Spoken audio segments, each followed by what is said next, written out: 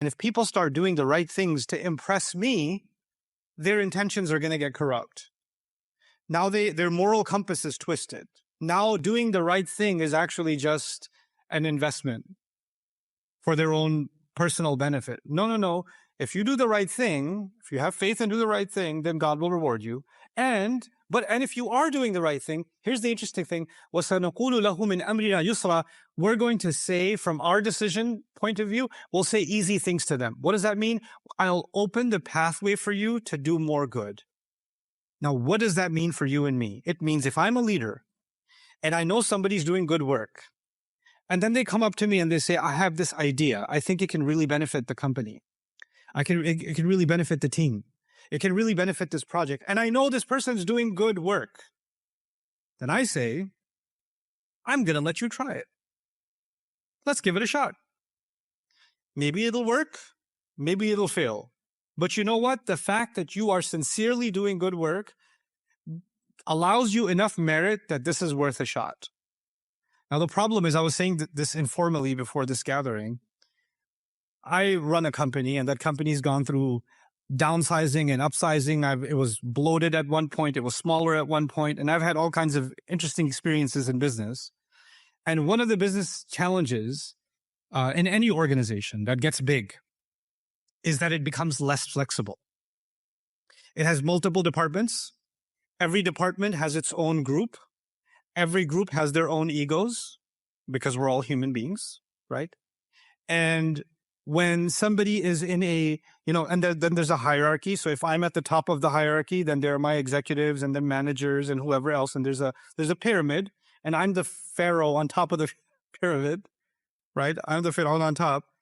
If somebody at the bottom, some intern, somebody has a good idea. They have a good idea. They now have to go to the ego right above them, and then the ego right above them, and then finally make it to me. Most likely, what's going to happen to that idea? Most likely, it will die. That idea could have brought millions in savings. That idea could have opened up an entire different sector of the market in business. It could have. It had that potential. But because that idea was coming from someone who doesn't really count, they're at the bottom. Or that idea was being presented by someone that other people feel insecure about. Because when somebody starts working really hard, they start making other people that are not working hard look bad. Right? And when someone has a lot of ideas and a lot of enthusiasm in the same department as somebody else who just likes to come and sit down and then make sure their pens are in color order and their notebooks are aligned properly, and then they go, time for my morning latte. Right? They have this routine, they have their process, right? And when someone comes along and says, new idea, oh my God, this is so exciting. Can you just breathe a second? Let me just have my morning routine finished, because you're causing me a little bit of anxiety. I think the other employees are getting a little anxious around you. If you could just calm down a little bit, because the rest of us are worried. Nobody else is worried. You're just comfortable being lazy. And now you're insecure about someone who's not being lazy. And so the one who actually has energy and enthusiasm is being quietly, directly, sometimes indirectly being encouraged to not be so active, to not have that many. Nobody really needs to hear your ideas, okay? I graduated from this university. I have a master's degree. I have 20 years of experience. And believe me, that's not a good idea. No, I don't believe you. I don't believe you. The reason you're saying that is because you're scared that new ideas can come and take hold. And if new ideas take hold, change might come. And human beings, sometimes, they're not interested in growth. They're not interested in exploring new territory to use the resources to their maximum ability. Sometimes human beings just want things to stay exactly the same, because you're comfortable with familiar. The familiar is comfortable. The new is uncomfortable. What is leadership? Leadership is, I'm going to explore new territory. What else is leadership? I'm going to find people that are trying to do good things, and I'm going to make their pathway easy for them. So that what I'm doing at the top, I'm also allowing that to happen at the bottom. I'm creating that avenue. And of course, that is trial and error. Most new ideas fail. That's a reality. That's the reality of new ideas. Most of them fail. But if you create a culture of, we're going to explore, we're going to improve, we're going to energize, there's actually a connection being made between the top and the bottom as if they're thinking the same way. So this is the first place he stopped. He made 3 stops. Many of you know the story. He made 3 stops. The second stop is even more interesting. He gets somewhere where the sun rises, matla'i shams, and he finds people, لم نجعل لهم من دونها سترة. He finds people that are so backwards, they're so primitive, they don't even know basic architecture. So they don't even have roofs over their homes. They don't have a way of protecting themselves from the open sun. That's how backwards they are. That's how primitive they are. So we already know his policy for the first place he went. He went and he said, this is my policy. People that are making trouble, I will deal with them directly. And people that are doing good, I will make ease for them. I'll open the pathway for them. What's his policy going to be now? Allah says, كذلك. He just let them be as they were. He left them alone. These people were so behind that right now, there's no point giving them any instructions. They don't even understand the basic instructions of how to save themselves from the blazing sun. Some projects are failed before they even begin. You should learn to cut your losses and move on. كذلك. He let it go. He didn't say, no, I'm going to bring civilization to these people. I'm going to first teach them how to speak properly. Then I'm going to teach them how to build. Then I'm going to do this. Then I'm going to do that. No. Maybe I'll come back in 20 years. Maybe they've advanced. This is too much. This is too much of a learning curve for these people. I don't have the resources to bring them that far up. I know my limits. I'm not here to save the world. I know what I can do and I know what I cannot do.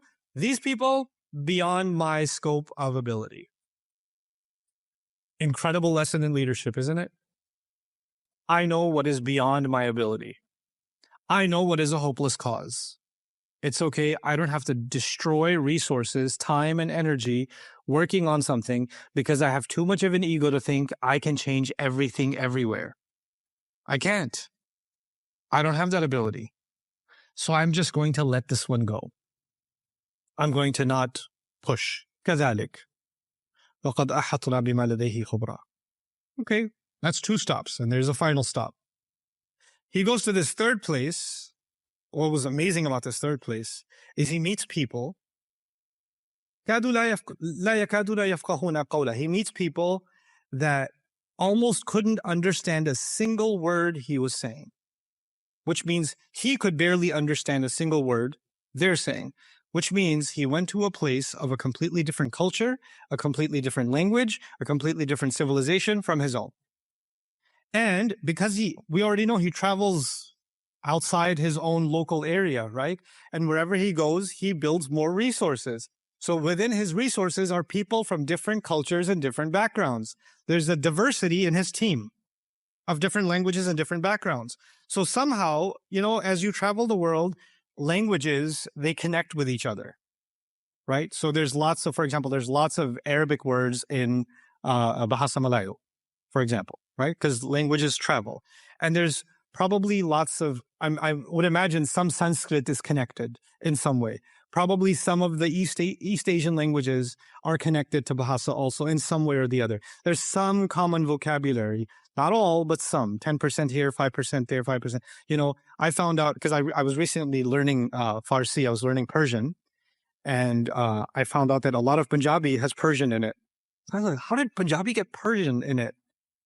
Oh, because a lot of Punjabis traveled to Afghanistan several centuries ago, and there was a lot of trade exchange between India and Afghanistan, and so a lot of language exchange happened then. Cool. The reason I'm saying all of this to you is Dhul Qarnayn goes to this place.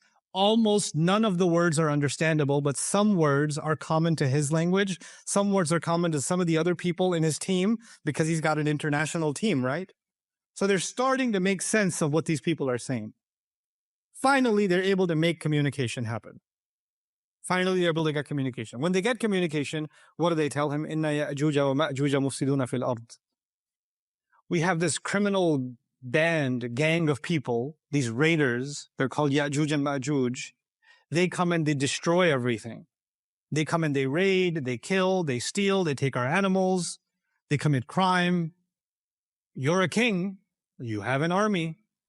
The first place you went to, you said, whenever there's criminals, what am I going to do with the criminals? I'm going to deal with them. Right? That's what he said already. That's his policy. Now he comes to this place and they say, well, we got a lot of criminals. They're called Ya'juj and Ma'juj. Clearly, Dhul-Qarnayn does some investigating and finds out they're not just a criminal, they're an entire army horde. There are thousands of them. There are hundreds, if not thousands of them.